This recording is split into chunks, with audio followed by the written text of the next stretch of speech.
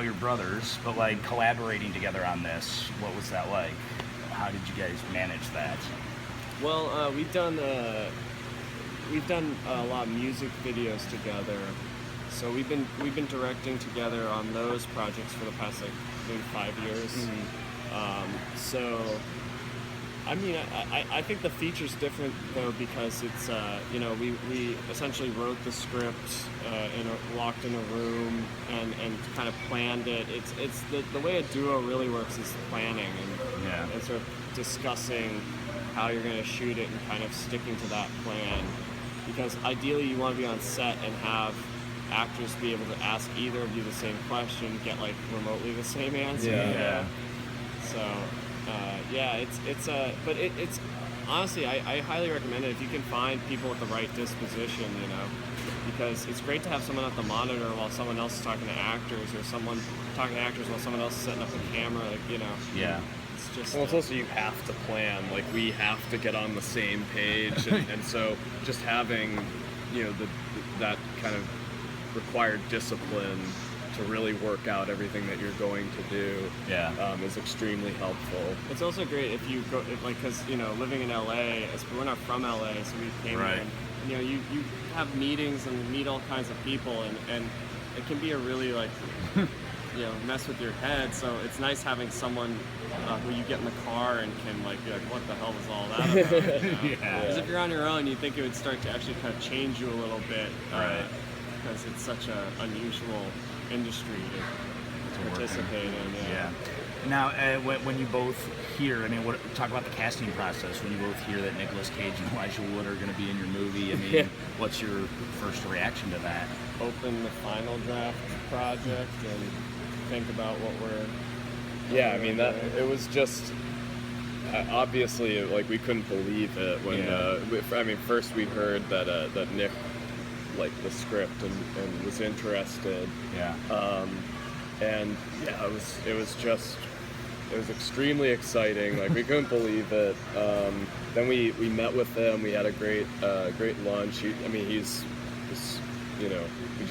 really hit it off. He's a real cinephile, loved to talk about movies with us, and was really had great things to say, insights on our script, and so then we left that and kind of thought about we have this incredible opportunity to work with Nicolas Cage. Let's really try to make the most of it and give him a character that's worthy of his talent. So then we started kind of further developing the character that was there, and he really I think we gave him a good environment to do what he does really well.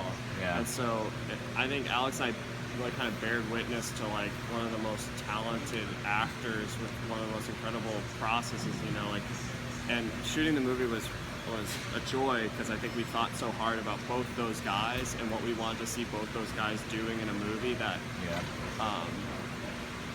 I felt that they approached it with a confidence, because I think maybe they could feel a little bit that we were thinking a lot about them. We weren't just do this thing that doesn't work. We were no, how does this character work with their style of prepreration and performance?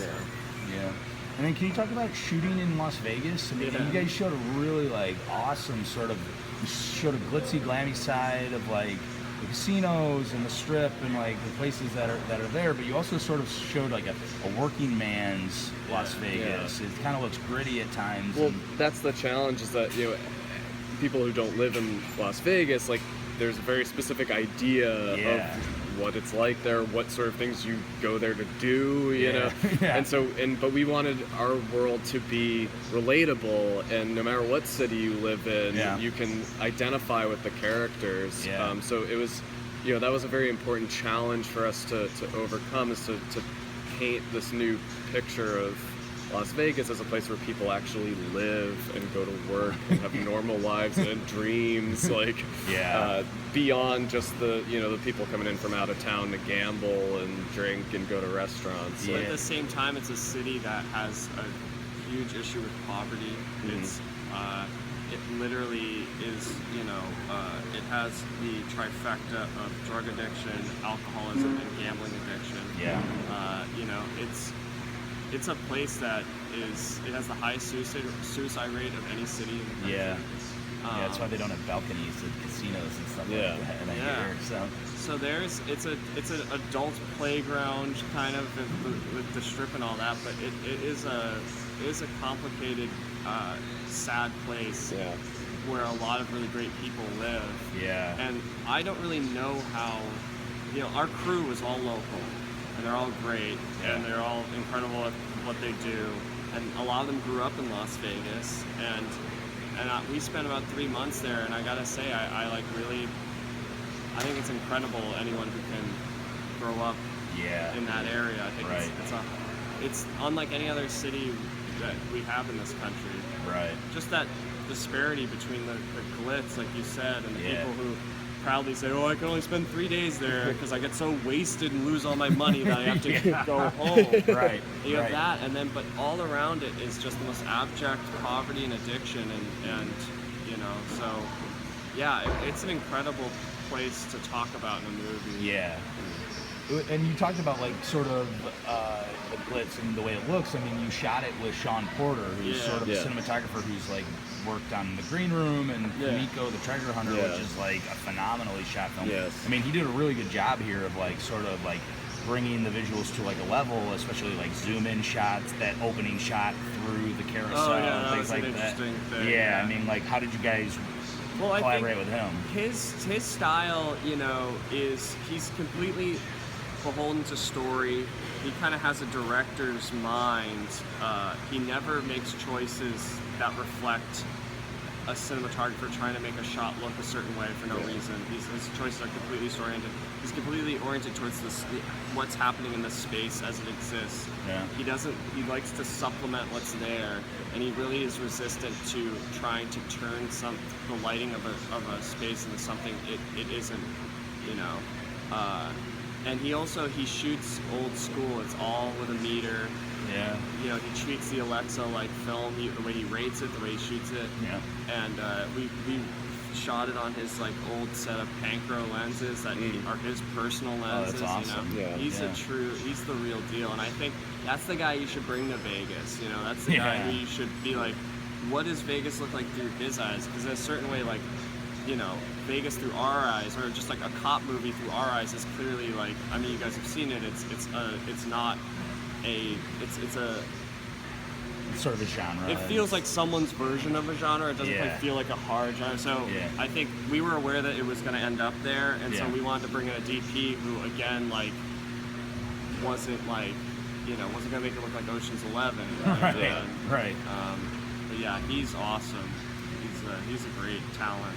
That's great. And then can you talk about like what was the original idea for the story with Adam Hirsch? Like, how did you guys go about writing it and getting it put together in a script? That was I had read a story about cops in Medford, Massachusetts that robbed a bank in the 80s. Yeah. And they got arrested. They almost survived through the statute of limitations or whatever. Like, it's like 6 years for a bank robbery, which seems like not a long time. Right. But basically, if you rob a bank and can hide the evidence for 6 years, you're good. Yeah. Maybe they've changed that since 1980. I don't know. But these guys eventually got caught, and the book was written by one of the police officers, and he wrote it from prison. So I'd read this book, and I thought it was really fascinating because they thought of themselves as, you could tell in the tone of his writing that he just thought he was so bad and cool, But they were just these, Well, so the robbery itself was, there was something so mundane about it. It wasn't like in the films. Like, I think they did it over a 3-day weekend. Like, they had their time to take with it. Yeah. And that inspired the process in this, because you're so used to seeing heists that are, it's all about like the ticking clock, and and that's to build excitement. But we wanted to extrapolate the time and use it to build tension. Yeah. And also be like, this is how it actually is. Yeah. Like, right. Yeah, it's not pretty. Yeah, it's takes a while. It's like, it's awkward, it's cumbersome. And we were inspired by things like the movie Thief, the Michael Mann film, That's, or like. I was going to ask you about yeah. that. Yeah. I think we were watching it. There's a scene where they're breaking in, and James Caan sits down in the jumpsuit and just starts smoking a cigarette after he's done with his portion of it. Right, while his partner then takes over, and it's like, oh yeah, they're not like rushing to get out of there. He's like having a cigarette because it's a job. Yeah, it's a process. And when we saw that, I was like, that's its own movie about that moment of like they're breaking this incredible vault and just the guy who has the cigarette break during it. Yeah, well, I mean, and you guys get an absolutely amazing performance from Nicolas Cage. I mean, like, what is it about? Yeah. Well, first of all, what is it about Las Vegas that seems to bring just the wildness out of him? I mean, it seems like every time he's in Vegas for a movie, his performances are awesome. I mean, is this what's it like working with him, and what do you have to say to him? Okay, pull it back, or do you just say, go, just take control of it? I think there's a certain level where we really, I guess it depends. Like, we watch so many films and we have so much respect for different forms of performance. Yeah. And I think that the public is far less forgiving and wants a much more narrow scope of material. But I think people like us, we like can dig all kinds of flavors. And so on set, I think we would like try to protect ourselves with getting takes that were a little bit, less creative. Yeah. But those aren't in the movie. Like, we ended up going with the stuff that was funny and cool, and that character is like, that I think he's playing a great character that I like the idea that you can walk out of that movie and describe, you're not describing Nicolas Cage, you're describing his character of Jim Stone. It's like a real, whereas I think that's where it gets kind of misconstrued with a lot of people's fascination, is the idea of like, that you're kind of, people are too fixated on him, but I really think he disappears on screen. I do Maybe too. I'm my own bias. No, that's accurate. Yeah, I mean, we wanted also to, we didn't want to hold him back. Like, we wanted to have a collaborative atmosphere and feel like everyone could be creative and we trusted him to, he knows his character inside and out and spends a lot of time crafting it. It's not, it might, out of context, some things might seem random, but it all ties together and it's all part of his very complicated process. And we wanted to honor that and respect it and channel it, appropriately. And he also gave us, very traditional dramatic material that I love. And well, that was what was kind of nice about the character, is that the character does have these moments where he's just kind of letting loose and having fun, but there is this dark, dramatic undertone, which Nick also is incredible at selling. And, those times where you see it cracking through the facade are so powerful. Right. And his process for those scenes, we're not nearly as involved with. Like, some of the stuff that's more like, kind of the funnier stuff, or the bigger stuff, that's very much a collaboration. But when it came time to do the dramatic scenes, like, I don't really know what his process was. He just came, showed up, did it, and so it's weird because his dramatic, that's our more conventional dramatic work. To us it looked like falling off a log for him. Like, but we're like, wow, you make that look so easy, but it's like brilliant stuff happening. Yeah, well, I mean, there's also sort of you talked about it a little bit, there's an amazing arc a lot to it between his character and Elijah's character. I mean, it's almost Faustian. I mean, you almost, it turns into sort of like a deal with the devil, Elijah sort of saying to himself, what have I done, in a way. Is that sort of the performance that you're trying to get out of Elijah in a way? Is that sort of, when you talk with him, you're saying like, all right, you're sort of a little bit confused, and then at the end of it? Well, his arc is, he starts off as a character who doesn't care about life. He's just, settled. And so his arc is sort of learning to care about himself and about the consequences of his actions. And so Nick's character is there to test him and bring out his sort of dormant humanity and kind of wake him up.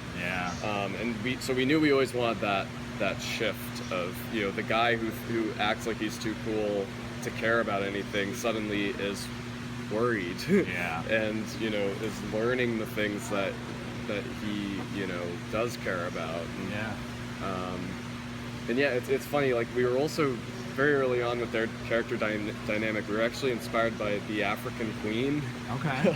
Yeah. Because you have Bogart. and Hepburn. Katharine Hepburn. Yeah. You know, her character, who suddenly she's lived her life a certain way, a certain kind of repressed way, and suddenly she's in her element and realizes that she can thrive in this condition, which is like stone. Yeah. And then Bogart's character, who again similarly like thinks he's like he thinks he knows the land, thinks he knows the score. He's you know, hardened, you know, jaded. Yeah. He learns from seeing this woman's example that like, oh, I could be doing so much more to realize my potential. Yeah, that's awesome. Of course, their teamwork went a lot better than in our film. Don't they both die? They do, but you know, but they don't have a fall. There's no falling out. Yeah, right. So, I mean, how does it feel alone just to have your film at South by Southwest? Can you talk about being here, having it here, the premiere? Yeah, I mean, it was. I don't think I'll ever watch the movie again because last night we saw it. The presentation of it was pristine, sounded good, looked good, and the crowd was reacted to everything that we wanted them to react to, and it was absolutely so our own screening has been the experience of a lifetime, and then the festival itself has been tremendous. So yeah, we'd never been here before with anything, and I mean, that's my 2 cents. Yeah, no, it's just been phenomenal. Awesome. How many South Bys are you guys? This is our first one. Oh, cool. Oh, wow. This is our first one. We're very What do you guys? excited. Have you enjoyed it? Oh, we've loved it. We've seen a lot of good films. We've seen a ton too. Yeah. We haven't like been eating or sleeping. We've just been watching movies. Same here. We just feel like we get In bed at 3 a.m. 3 a.m. Up at 7. You're like, you know. It's but it's excellent. So okay, so like, what's next for you guys? Where do you guys go from here? Just getting the movie out? Yeah, getting the movie out. Yeah, we're writing some more features, Yeah. a few more scripts that we're working on. We have a TV series that we're That's that our we're next doing thing. as well. We're pitching a TV series. Oh, that's awesome. Yeah. That's awesome. Well, great. All right, we look forward to watching your guys' career, and we're really excited to tell I'm everybody glad about we this could movie. add a new Nicolas Cage movie. Yes. Yes. You did excellent. We And were you did legit excellent. thrilled about that. We were like, there's going to be a Nick Cage We movie loved at it. South We by. loved the film. You guys Yes, did a very we good did. job. Glad. So. Yeah. I mean, we made it for people who would Yes. like a movie like that. Yeah, so definitely. I'm glad that it satisfied the, Yes. Yeah. That's expectations. just an added bonus. Yeah. You know, the movie. Yeah, it's good. Thanks, guys.